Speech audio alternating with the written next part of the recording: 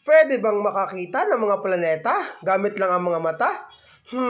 Alamin natin. What's up mga Kadris Aces? Magandang gabi po. Ayan, andito na naman tayo sa panibagong episode ng Learning Science with Sir Jaboy. It's trivia time! Yan, so tama po nalang nyo, trivia muna po tayo. Kasi po ay Sabado naman bukas, wala namang lesson ng mga bata, kaya trivia muna. Okay, ang trivia po natin ay tungkol sa isang planeta.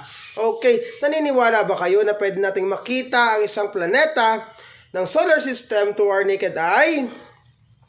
Yes, tama po kayo. Si Venus po ay parang star sa gabi. Siya po ang tinatawag na evening star or morning star. Pag tinignan nyo po ang kalangitan, siya po talaga yung nagniningning sa kalangitan. Malalaman nyo po na siya ay planeta sapagkat hindi siya nagtutwinkle. Steady lang po yung kanyang liwanag. Samantalang ang mga stars po ay nagtutwinkle. Kung sakali po nagtutwinkle, tapos gumagalaw, ay di airplane po yon. Dahil po sa yellow clouds na made of sulfur na nag-reflect ng araw ay madali pong nakikita itong planet Venus lalo na po sa gabi. Ayan po. That's all for today. Paalam. Please follow for more.